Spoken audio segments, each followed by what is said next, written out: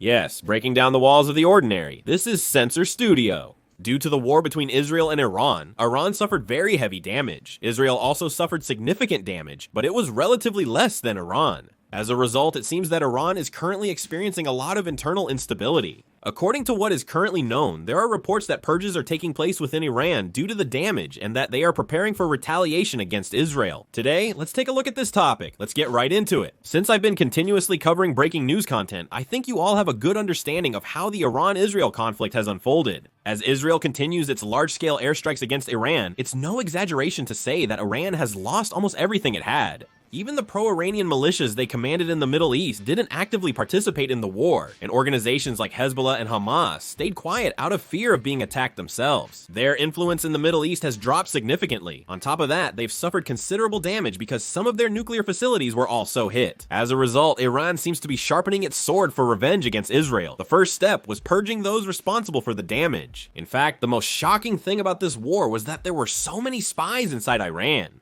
This was possible because of Mossad's outstanding capabilities, but while Israel was carrying out airstrikes, Iran also suffered significant damage from operations orchestrated by Mossad inside the country. They suffered damage from Israeli drones loaded onto their own trucks within their own country, and there were even cases where their administrative networks were paralyzed due to Mossad's sabotage. In fact, Mossad even released footage of their agents' operations inside Iran. Because of this, it seems that Iran decided it was necessary to arrest all these spies operating within the country. The Iranian government reportedly arrested 705 people on charges of collaborating with Israel during 12 days of ongoing conflict. That's a very large number. The Iranian government said they identified the espionage activities of 705 people through reports and intelligence operations and arrested them. These arrests took place throughout Iran. There were also arrests in Tehran. Of course, according to what I found, there were also reports that people were arrested simply for sharing news with others that Israel is winning. It doesn't seem like all 705 of them are Mossad agents. It looks like some anti-government figures are included as well. It seems like Iran is planning to arrest not only spies within the country, but also anyone who has shown opposition to the Iranian government using the pretext of catching spies.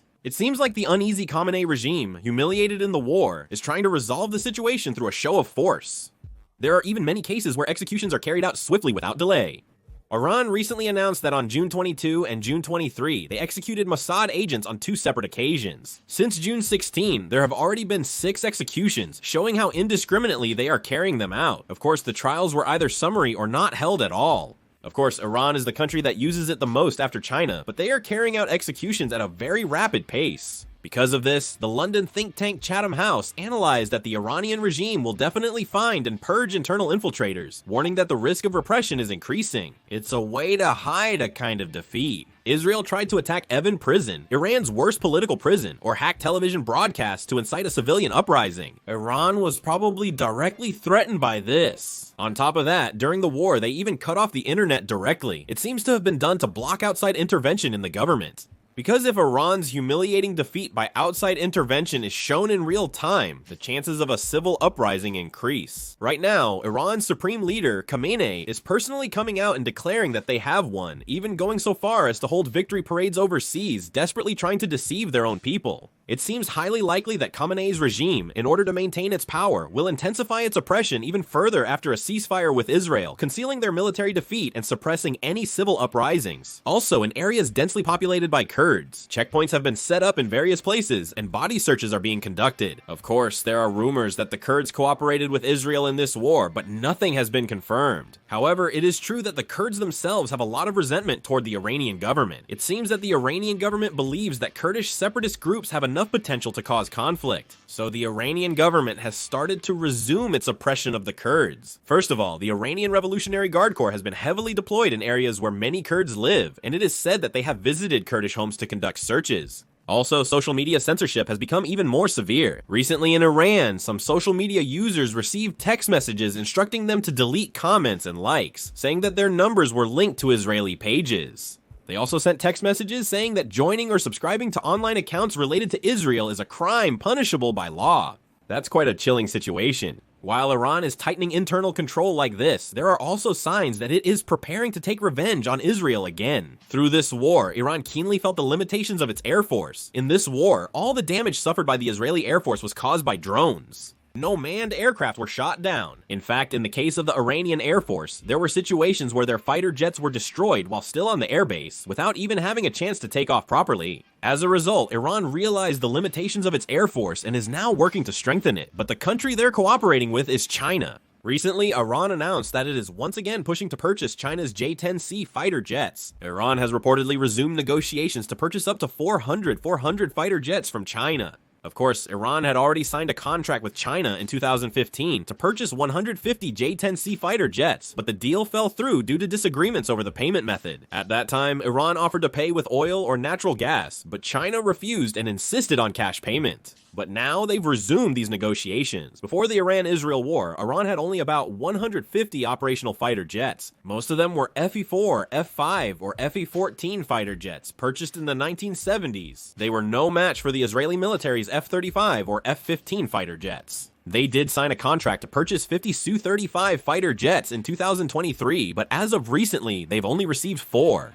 That's probably because Russia is already at war with Ukraine. But as I mentioned earlier, Iran suffered a major humiliation when Israel took control of its air superiority, so it seems they're rushing to rebuild their air force. It looks like they believe the J-10C fighter jets will make up for their lack of air power. In fact, during the India-Pakistan War, Pakistan's J-10C fighter jets demonstrated their actual performance by shooting down Indian Rafale jets, so it seems Iran is confident in the J-10C and is purchasing them based on that. However, Israel also possesses F-35 fighter jets and has excellent electronic warfare capabilities, so even if nearly 400 fighter jets are brought in, it doesn't seem easy for Iran to overcome Israel's air superiority. However, the main issue is that the cooperation between China and Iran will become even stronger. China will probably provide generous military support to Iran, since China also wants to continue expanding its influence in the Middle East, so it will try to support Iran. So the next war that breaks out is likely to escalate into a proxy war between the United States and China. Iran suffered a decisive defeat in this war. Due to airstrikes by Israel and the United States, Iran's key infrastructure, military leadership, and strategic assets disappeared in an instant. But is this the end? No, it's not.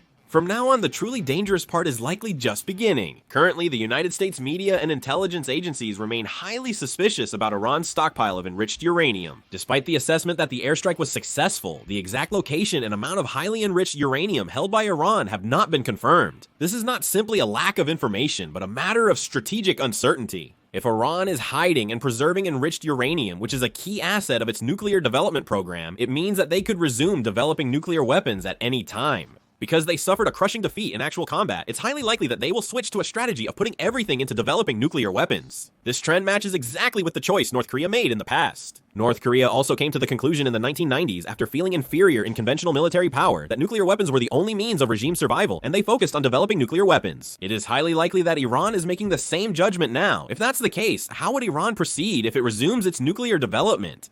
They would probably try to completely escape international monitoring by stopping cooperation with the International Atomic Energy Agency and refusing inspections. Or it could happen by withdrawing from the Nuclear Non-Proliferation Treaty. And there's a possibility that they might indirectly strengthen their nuclear development capabilities through technological cooperation with allies like China or Russia. In particular, China has already proposed large-scale negotiations with Iran for the introduction of J-10C fighter jets. There's nothing to prevent military cooperation from expanding into nuclear technology cooperation. That's why I think nuclear development might continue. However, Israel and the United States won't just sit back and watch this happen. Israel has already had a strategic principle for decades that it will never tolerate Iran possessing nuclear weapons. Israel is highly likely to strike Iran's nuclear facilities again through military operations at any time. The United States also made its warning clear by dropping bunker busters in this airstrike. If Iran resumes developing nuclear weapons, the United States and Israel could once again eliminate Iran's nuclear facilities through a joint operation. If nuclear development and airstrikes on nuclear facilities continue to repeat like this, there is a possibility that a second large-scale war could eventually break out across the entire Middle East. And that war could go beyond a simple Iran-Israel conflict and has the potential to escalate into a transnational clash involving Russia, China, the United States, and even Europe. In the end, there is a high possibility that a war between Iran and Israel will break out again. Israel firmly believes that Iran's nuclear ambitions cannot be stopped through negotiations alone.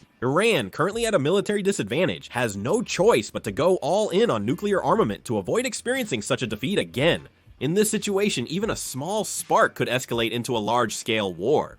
The next war could come sooner and hit harder than we expect. Currently, Iran is focusing on stabilizing its internal affairs and sharpening its sword again. A clash with Israel is inevitable. I don't know exactly when that will happen, but it will definitely occur, and when it does, it will be even more intense than now. This is the moment we are entering a new era. What do you think about Iran's internal purges and military buildup right now? Please leave your thoughts in the comments as well. That's the end of the video. Thank you.